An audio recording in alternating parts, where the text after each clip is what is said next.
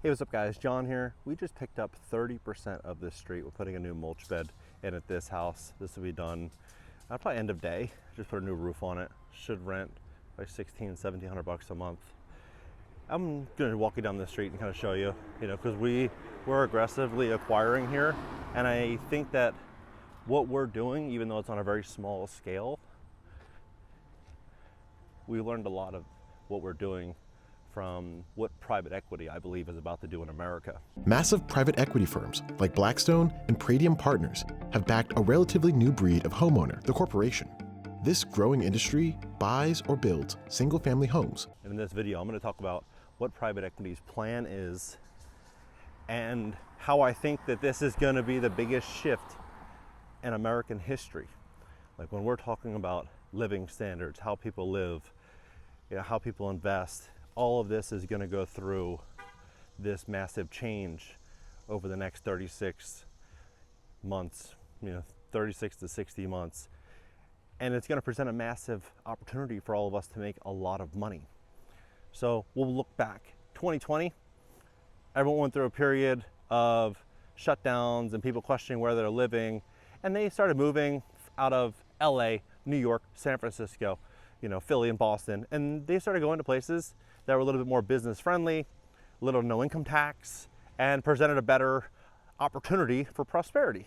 They were going out of a $3,000 a month apartment to buying a $600,000 house with a 3% interest rate. And so it felt like a really big win. So there was a big push into all those markets. With that, you started seeing developers stepping in saying, look, this is a really big opportunity for us to borrow cheap debt. Really easy to syndicate these deals, buy these deals for next to no stress. Like they could go raise 10, 20, 50, $100 million easily because there's so much money everywhere. And the syndicators were making a ton of money at the time, and it was a big party. Then that party started changing, and then the lights turned off. And that was probably in like 2022, 2023, interest rates started going up in a really big way. And then vacancies started climbing, the businesses started shuttering their doors a little bit more. And they really struggled to fill these units. And so as they started to struggle to fill these units, a lot of these syndicators started really stepping into a lot of financial stress. And this is the stage that we're in right now. Interest rates are not going to go down in the near future, in my opinion. I think they're going to stay elevated for much higher than longer than people initially imagined. Like this house here, why I don't care so much about interest rates for my specific model.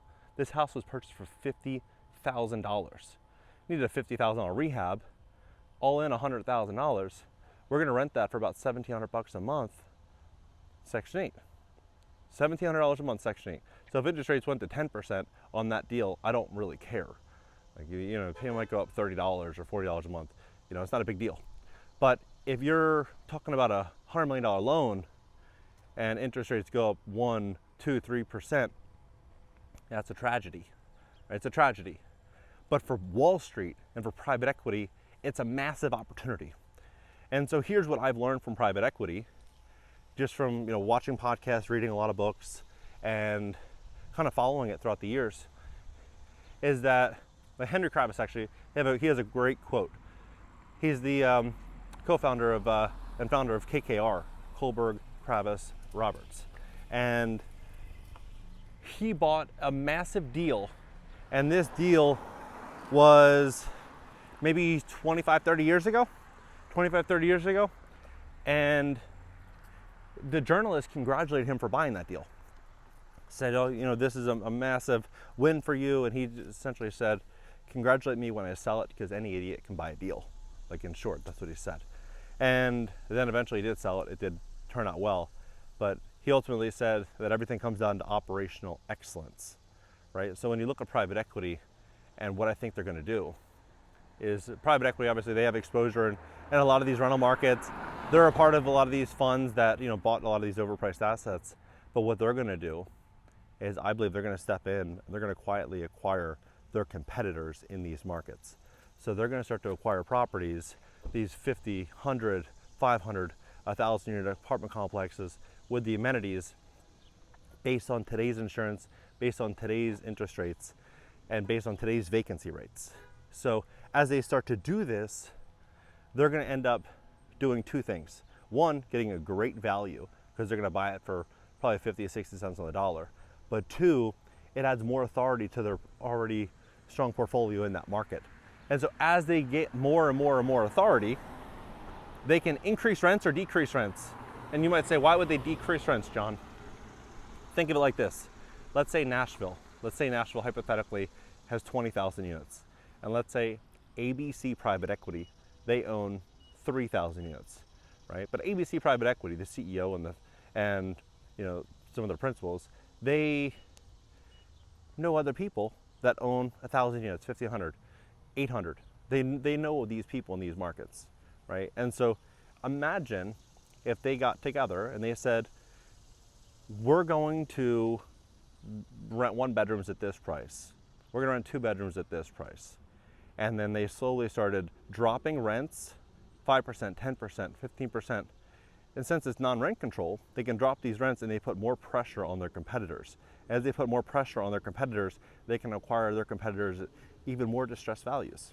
And so as they're pushing more and more and more pain to these competitors, it increases their overall book of business over a 3, 5, 7, and 10-year horizon. And that's what I think we're going to witness here. I think we're going to witness a lot of collaboration with deep-pocketed investors to add more pressure to their competitors. And as they do that, then they're going to make a windfall and a fortune, right? Like if you look at what we do, even though it's like tiny, here's one we actually just picked up for a friend of mine, friend's like 20 years, $45,000, spent $55K or so on the rehab, new roof, windows, everything. Just rented it for like $1,800, I think $1,850. But what we do and what we've learned from them is management over everything. Like getting the great deal is very important, but the management of it is key. Having all properties in one close proximity makes it very easy to win. If you have 10 houses and they're all 10 miles apart, it's a nightmare trying to manage them all because you need 1 or 2 or 3 maintenance techs on a given Saturday, because by the time they go to Home Depot and go to the person's house, they have the wrong item, the wrong part, they got to go back, they can't go to the other one. But when you have all the houses essentially on top of each other, you could have 1 maintenance tech, 2 maintenance techs for 150, 200, 300 houses. Like it just gets a lot easier to manage and run these properties. And so when you have private equity stepping in with access to all the capital, all the information, it presents them this big opportunity to collaborate and to build their wealth, right? That's what they want. Control, money, power. And with that, they're going to control the living standards. Now, I think there's going to be a few different ways to make money in real estate. You're either going to be a private lender issuing loans to people in distress. I think that's going to be a really, really big one. It's going to be buying distressed multifamily operators, and it's going to be affordable housing. Section 8, affordable living is going to be key going forward. And we're going to see tens of millions of retirees moving and migrating for affordability. We're going to see the work from home and the work, remote trend growing and growing and growing in due time.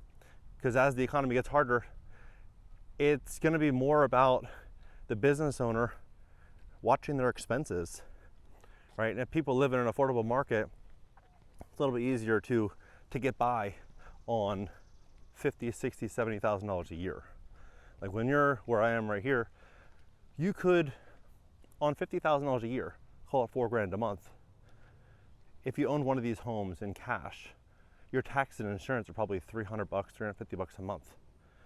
So you could get by $4,000 a month if your tax and insurance, maybe $350. You have your utilities and everything. Call it $500, $600 a month.